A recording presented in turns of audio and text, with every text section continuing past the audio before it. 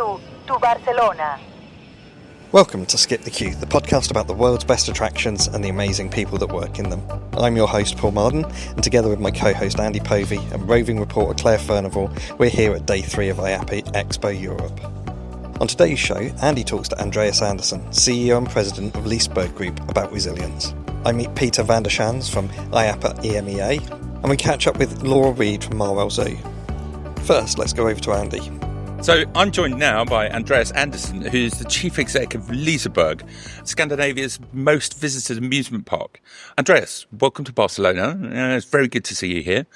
Can you tell the listeners at home a little bit about Liseberg and what you do there? Sure. So I'm heading up one of the classic regional city-based parks in Northern Europe. So you have Liseberg, you have Tivoli in Copenhagen, you have Gröna Lund in Stockholm, Linnanmäki in Helsinki. And we're part of this tradition of parks that have a very strong community base, a long history. Liseberg is 2-3 years old. And also parks with, that represents cultural heritage, as well as reflect the cities we're located in. Lovely regional park in downtown Gothenburg, and if you haven't been, you should come visit. Absolutely. I must admit, I haven't made it there myself yet. It's on the bucket list. So our theme for today's recording is about recovery and resilience. And recently in your blog, Andreas, you wrote that you feel like for the past 4 years you've been in constant crisis mode. Can you tell us a little bit more about that? Well, I think a lot of executives or just people working in this industry can recognize that the last 4 or 5 years have been very turbulent, very, very, very volatile. I mean, it all started with the pandemic in March 2020. We were at Liseberg closed down for 17 months. So we didn't have any business at all for 17 months. Then we reopened in the middle of 21, very, very hard, with a lot of restrictions and an organization that had not been, operating anything for a long time. And we also had to let go a lot of people. Then in 22, I think everybody experienced this giant rush, that everybody wanted to get back into the park. So we couldn't really keep up with demand, and that was stressful in a different way. In 23, the market in the Nordics really suffered for some reason. It was a wet summer, and inflation and interest rates and everything that went with, you could say, sort of the beginning of an economic downturn. And then in 24, our biggest investment, our biggest project expansion in the last 100 years, a large new indoor water park burned down. So it feels like these 4 or 5 years has really been this chain of crisis that we've had to get over and manage, basically. Yeah, I mean, what we're hearing from people on the show floor is that the economic and political unrest that we have all over the Western world is creating some turbulence in the market. So talk to us a little bit more about the fire at Oceana. What happened? We had been building the water park for almost 3 years, and we were 6-7 weeks away from handover. It was some of the last works on the ride installation that went wrong. It was a plastic welding that overheated, and these things happen, as you know. Unfortunately, we lost a colleague in the fire, and that was basically, you could say, that overshadowed, I would say, everything, especially in the first weeks. That was devastating to all of us, and obviously, especially his family. But soon after, we also, had to make some decisions. Did we want to rebuild? How did we want to rebuild? At what pace? How would we finance? Et cetera, et cetera. So you also very quickly move into the next phase of a crisis management, and that is recovery. And we've been in that phase ever since.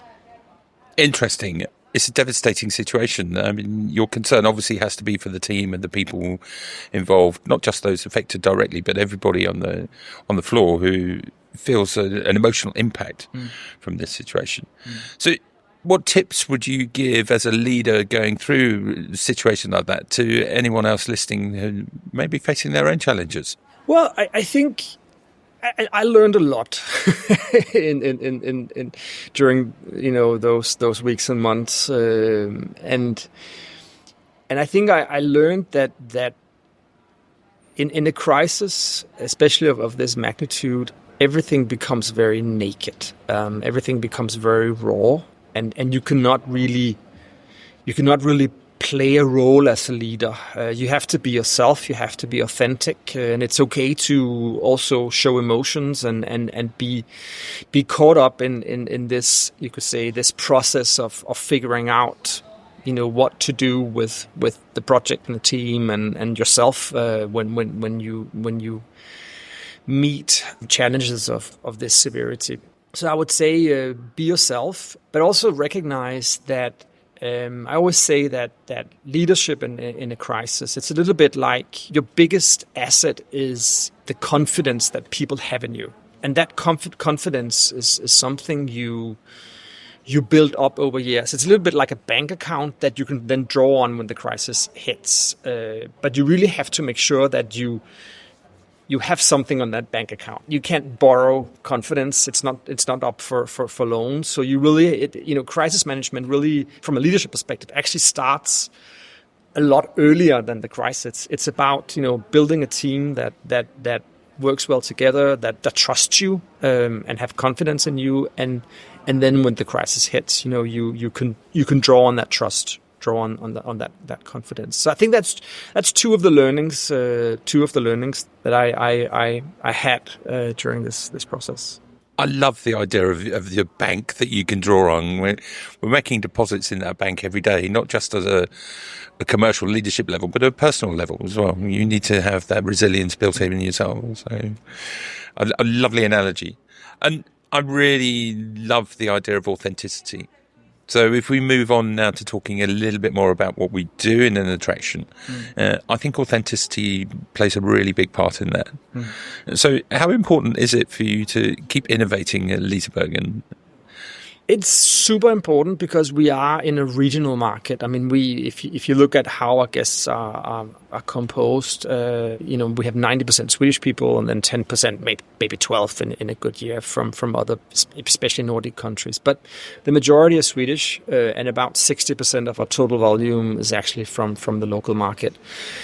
And if you want to attract the local market, then you want to have you drive revisitation. It's not, Gothenburg is a large city, but it's not a huge city. You have to keep the product fresh. You have to reinvent, and constantly adapt. And I think that's actually part of the you could say the formula for these Nordic city-based parks that we've actually had to all reinvent throughout our history. I mean, Tivoli, that was founded in 1843. It was built by this crazy entrepreneur called Georg Carstensen. And when Tivoli opened on the 15th of August, it was late, it was over budget, and it was not quite finished. And he got a question from a journalist, asking him, when will Tivoli be finished? And his response was, never. Tivoli will never be finished. And I think, it's almost 200 years ago that he said this, but I think it encompasses sort of the real DNA of our industry, that we have to constantly evolve with our guests and reinvent ourselves. And I think, again, the Nordic city-based parks have really been quite good at that. Obviously, I mean, Liseberg with 100 years, Tivoli with almost 200 years. I mean, there's something good there. You're doing something right. Yeah. So more recently, you've taken a position with, I'm going to pronounce this awfully, Leo's Lekland. Mm-hmm. Compare and contrast Liseberg to Europe's largest chain of family entertainment centres.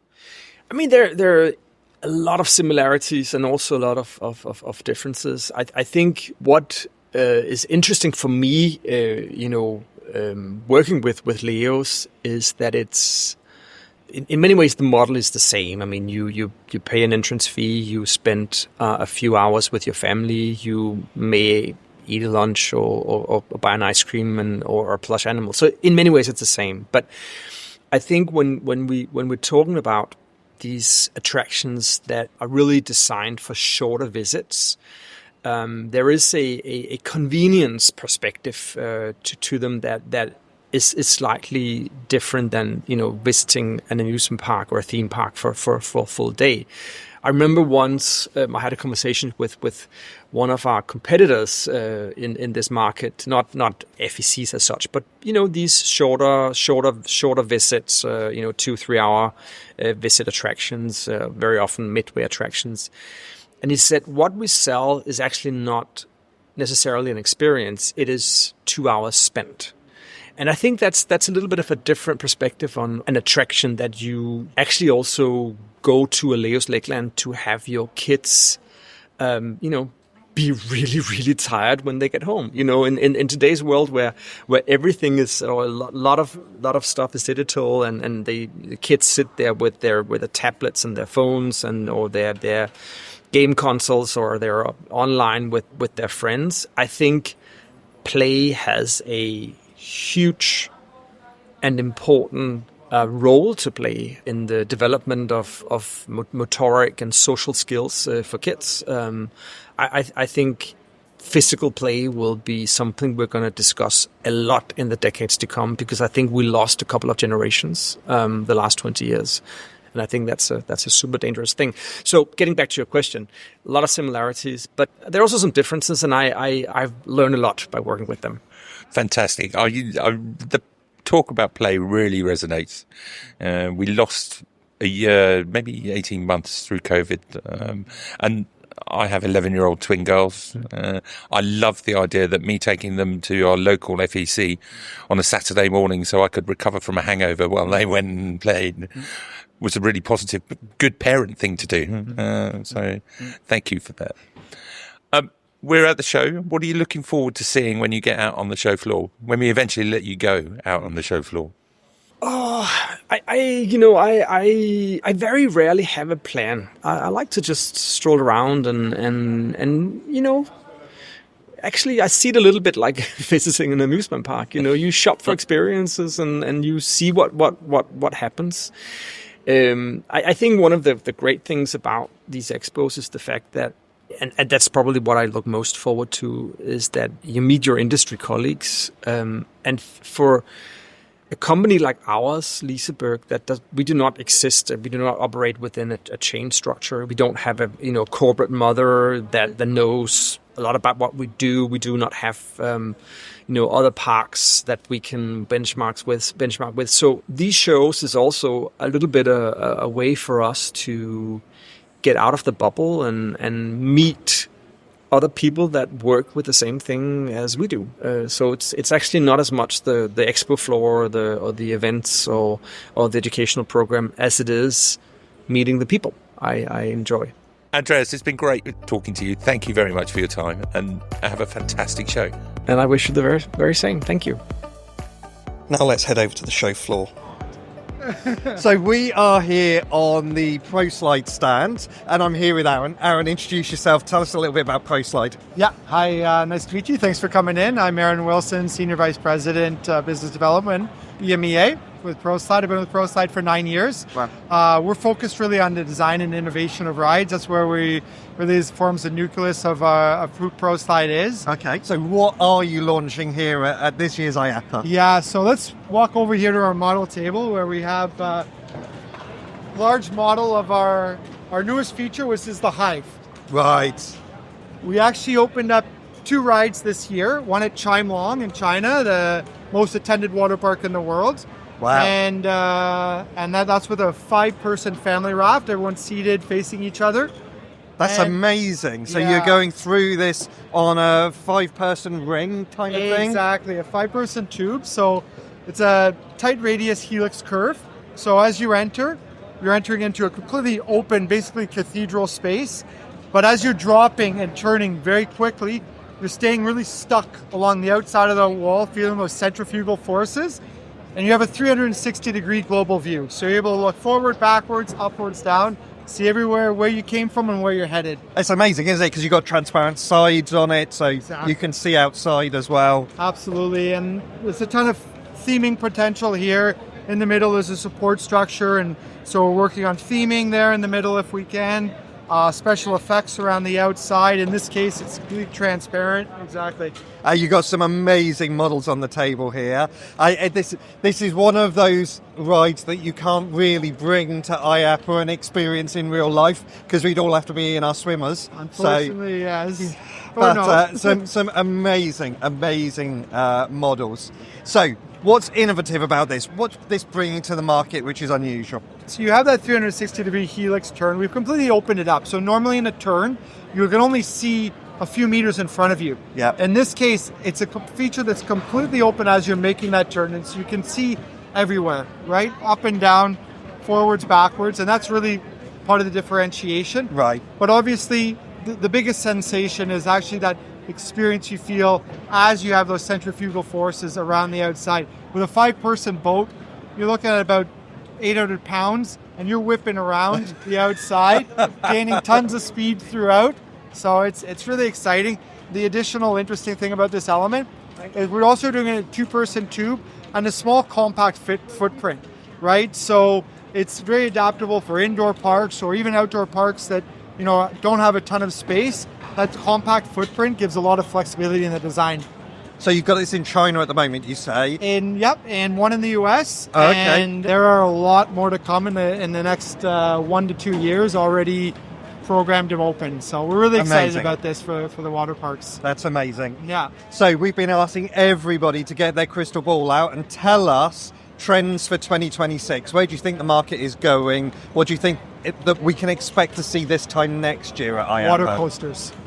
Water coasters are the big thing. What on earth is a water coaster? Yeah, well, let's head over here to another model table. We have a couple of examples here. So I would say in the last couple of years, specifically speaking about Europe, we've seen an amazing response to our water coaster technology using water propulsion. We call it the Rocket Blast. Right. And so what you have is a series of injectors placed along the uphill sections that actually push the boat uphill. That's amazing.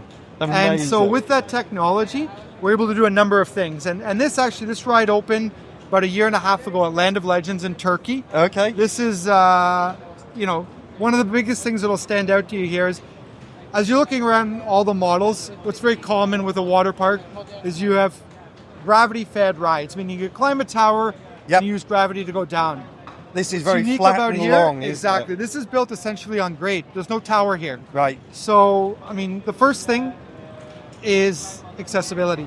So now, there's no steps, water parks are historically very difficult to meet accessibility. Yeah. Do you know, I've never thought of that before, but of course, you need to climb the stairs to be able to get to the top of the tower. Exactly. So in this case, this is called Turtle Coaster. And this is at Land of Legends, so guests can walk or wheel as they want up this ramp. This is about 4 meters off grade, right? We have a little bit of a drop here, so this is a closed circuit coaster, right?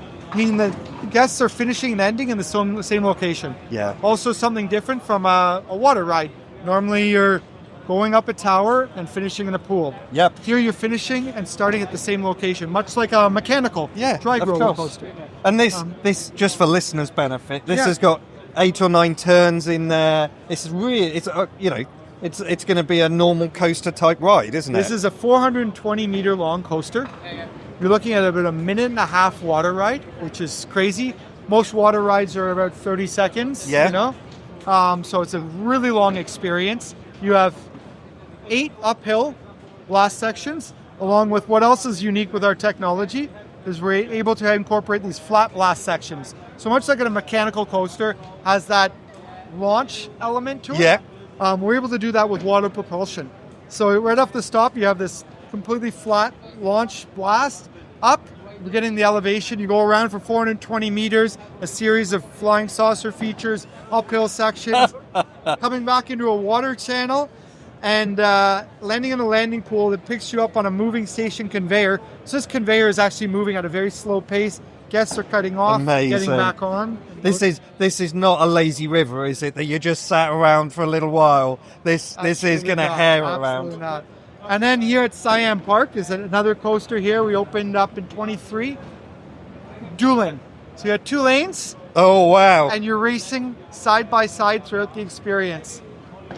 That is amazing. Well, Aaron, look, it's been wonderful to meet you, find out more about what you're doing here. Yeah, Looks super exciting. I want to get my swimmers on and go and try some, but maybe not whilst we're here in Barcelona, but maybe one time soon. So we're on the show floor again, and I'm with Robbie Jones from Katapult. Robbie, please tell the listeners at home a little bit about Katapult, what you do with them. So we design themed attractions, experiences and destinations. So that can be anything from theme parks all the way through to museums. And our core competency is design stage. So pre-concept designs, we get involved quite a lot on theme parks that are very early stages. And my role in there is quite unique within the team of creatives and designers in that I look towards the insights. So sometimes I work with feasibility partners to kind of pull together the economic requirement for a theme park or an attraction to exist.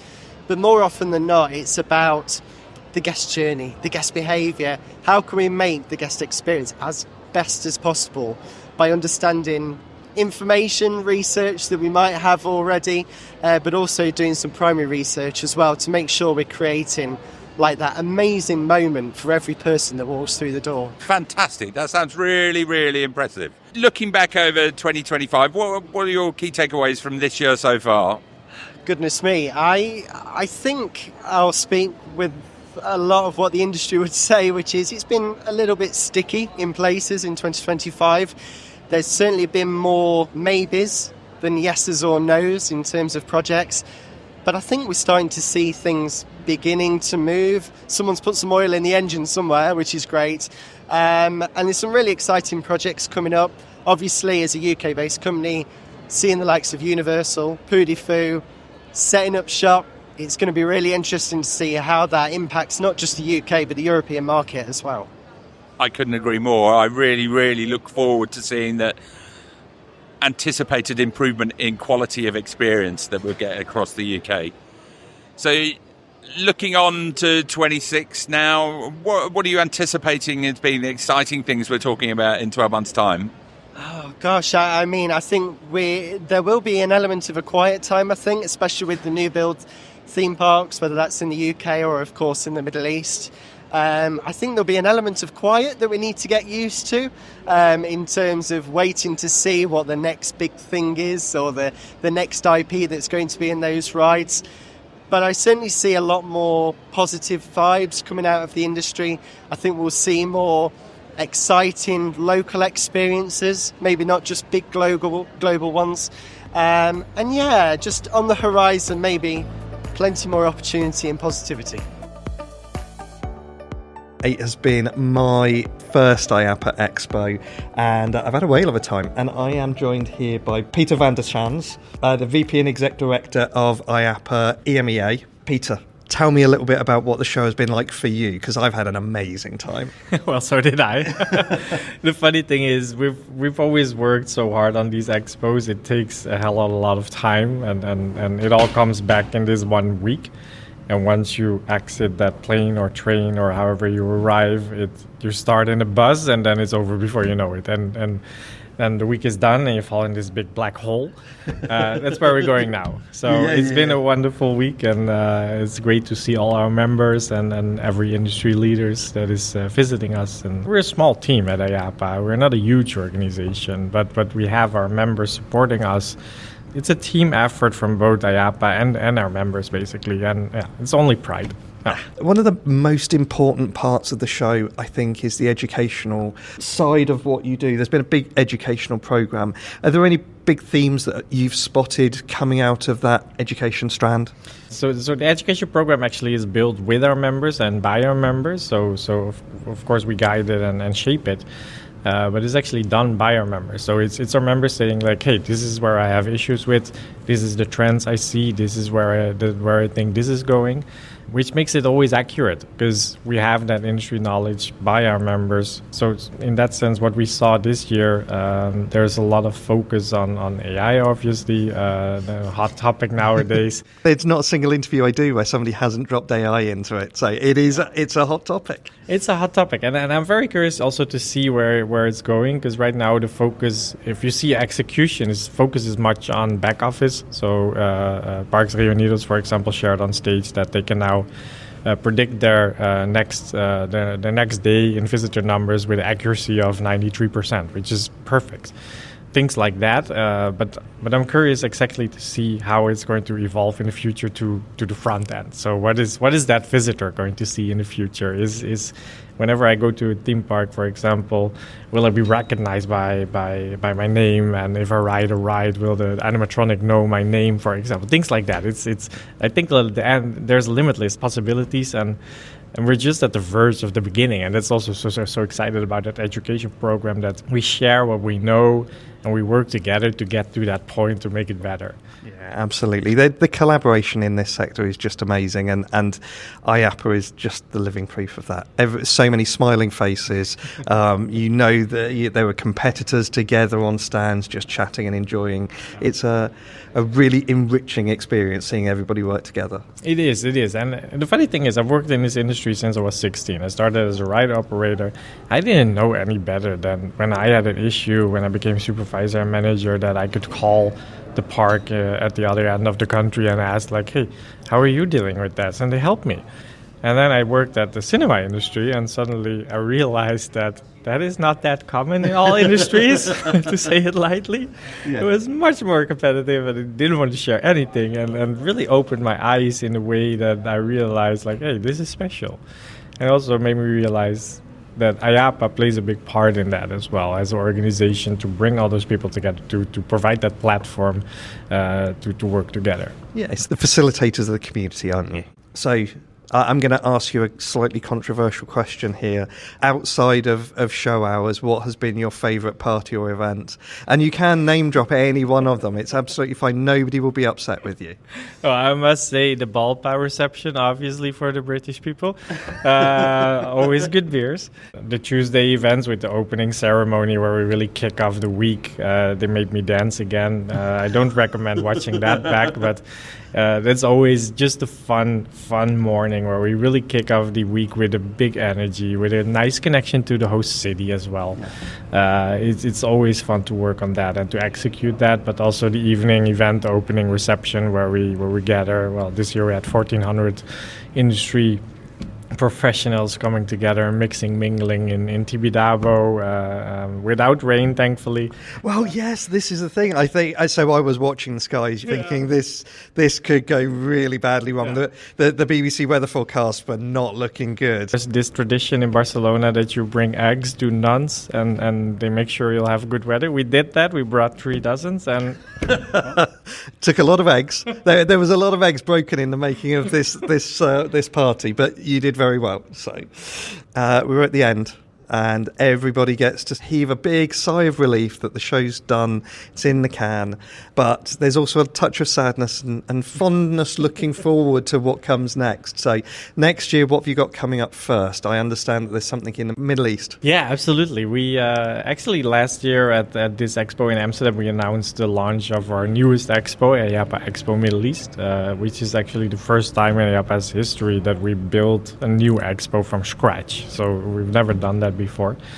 Our members and people in the industry ask us year after year, like, when is IAAPA coming to the Middle East? And of course, there's a huge amount of investments going on in that region. It's crazy.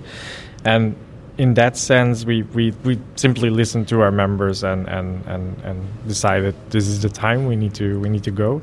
And we're excited to get closer and closer to the actual launch of the event in March in 2026 in Abu Dhabi. So March 2026, Abu Dhabi is our next event, but there is another event coming next year. IAAPA is coming to London, which I'm very pleased about. Tell me, is the planning all starting on Monday? Are you already a long way through planning? Is there some plans you can share with me about what's coming up in London? We will have an exciting program for sure, but we're not there yet with the actual education program. That takes a little bit more of time. But we do have the show floor on sale already, and that's looking to be another record-breaking show. And what is, I think, also remarkable is that we will have 1/3 more education than we will have in our previous show. So we always had two conference rooms. We'll have 3 in London, so we'll have actually quite a big increase in our educational offerings as well. That's amazing. I cannot wait. This has been my first IAAPA, but it won't be my last IAAPA. I think I can confidently say that. So grateful for you and the team inviting us along as Skip the Queue to be part of what you've been doing. We've had an amazing time, and I cannot wait to see you again in London. Thank you very much, and happy to have you here. We are here at the end of day 3 of IAAPA Expo Europe. We've had a wonderful time. I'm broken. Oh man, I'm going home a broken man. The voice is barely holding on. I am here with Laura Reed from Marwell Zoo. Welcome to Skip the Queue, Laura. Hello. Thank you for having me. Laura, what's it been like for you?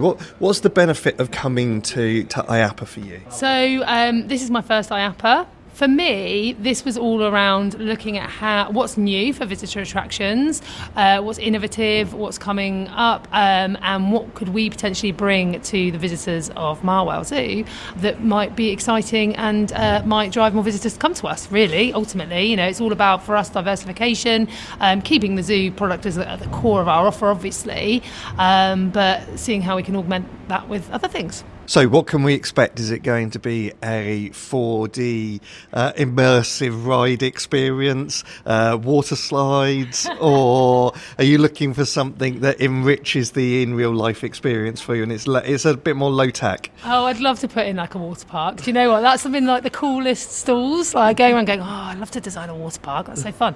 No, though. So for us, it's really about looking at sort of smaller, lower level new attractions that we can bring in. We're primarily a family audience. So it's what do kids want to play on? I've seen some really cool little ride-on jeeps that we think would work really, really well, because we also want to stay true to our ethos. Marwell's built its reputation on our conservation work, our hands-on conservation work in the field, reversing species decline, and also around sustainability. So sustainability is really core to our offer. So this is not about turning Marwell into a theme park or a water park or anything like that, because the animals are still very much the stars of the show, as is the conservation work. But it's about how we can best utilise our space to provide that density of guest experience. And I think seeing all the things here today, that's where the inspiration comes in. I think it's really interesting, isn't it? Because when you take your kids to the zoo, you need some space. You need a palate cleanser between the animals, don't you? To give the kids time to burn off some energy, to do something a little bit different, and then they come back re-energised. And you're hiding the vegetables. You're teaching them about the conservation efforts and all the really important stuff that you do, but hidden around lots of things that keep them happy and engaged in what's going on. Exactly, and the problem with zoos is the animals, they don't care that they're the exhibits. And we are a primarily outdoor attraction. Extremes of heat, rainy days, animals disappear, and we know that. We know that's the perennial problem, is I didn't see any animals, because we have really, really high animal welfare levels and standards, and if those animals want to go off show and take themselves off to bed or away from the public view, they all can and should and do. So we need something that can keep kids particularly engaged and entertained, hopefully getting across a bit of education and messaging as well at the same time. That's a massive tick in the box. But, it fills in the gaps when those animals just aren't playing ball. Yeah, absolutely. Andy, what's been the highlight of day 3 for you, mate? So I think it's actually talking to Laura. Such a charmer. Let me finish. Let me justify. It's really picking up the fact that this isn't just a theme park show. Yeah. There are elements for everything you could possibly do any day out, any attraction, even in any shopping centre or any place you go to where there's large crowds of people. So it's all of that kind of stuff. I think it's refreshing to see it through someone else's eyes through our conversations. I was going to say, I have to say, so before I was chief exec at Marwell, I ran a really large shopping centre, like retail, leisure, events destination, and I am amazed that this is not on more real estate, like commercial real estate people's radar. Like, I looked to see if there's anyone from a previous company here, then there isn't on the attendees list, and I'm like, wow, this is all the stuff that we should have been thinking about 5 years ago, 10 years ago, when we were realising that diversification from a retail point of view is so important because of online shopping. So that's really interesting what you say about that. It's not just for theme parks. No, absolutely not. It's all about the day out, and ultimately that's all we're all here to do. We work in a fun industry, and fun doesn't have to just be an amusement park. Yeah, I found it really interesting. Seeing the things that I've seen has stretched my definition of what a visitor attraction actually is, because it is more than just a theme park. As you wander around and you see the different exhibitors, I was expecting to see the ride designers and some of the really cool tech that I've seen, but there was other stuff that I've seen that I just hadn't expected. No, I mean, I was chatting yesterday to a guy who supplies park benches and litter bins. You see them everywhere. I say the park bench thing. I remember when I was working at the Botanic Gardens in Wales as it was being built, the importance of the park bench and sitting on them, and they were beautiful park benches, but they were also super comfy. The importance of a park bench, like a good toilet, can't be underestimated. You can always tell someone who works in visitor attraction operations when they go to any other visitor attraction, they take pictures of the bins. I think that is an absolute giveaway. I've got, like, when I go places with my family and the kids are there taking pictures of animals or taking pictures of each other or whatever they're doing, and I'm there, I'm just going to take a picture of that sign, like. So I have another confession to make. I had a conversation with my wife who took the kids to an attraction a couple of weeks ago, and I was most distressed that she hadn't taken a picture of the till for me at the entrance. Oh, well, yeah, you would know what the part number and everything about that till, wouldn't you? Such a retail geek. Laura, thank you so much for joining us on Skip the Queue. It has been delightful. I feel that there might be a full episode coming on talking about the zoo, if you'll have me. Yes, absolutely. Bring it on. Oh, wonderful. Thank you so much. Andy, Take me to the airport. If you enjoyed this episode, please like and comment in your podcast app. It really helps more people to find us. Show notes and links to all our guests this week are available on our website, skipthequeue.fm. It's been a massive team effort to take Skip the Queue to IAAPA. A huge thank you to Emily Burrows and Sammy Entwistle, Steve Folland and Wenelin Dionaldo, Claire Furnival and Andy Povey, as well as Erica Washington Perry and her team at IAAPA Global Communications. Next week, we're wrapping up our IAAPA theme, talking to Choni Fernandez, Chief Sustainability Officer at Portaventura Entertainment, and Jakob Wahl, President and CEO of IAAPA. See you then.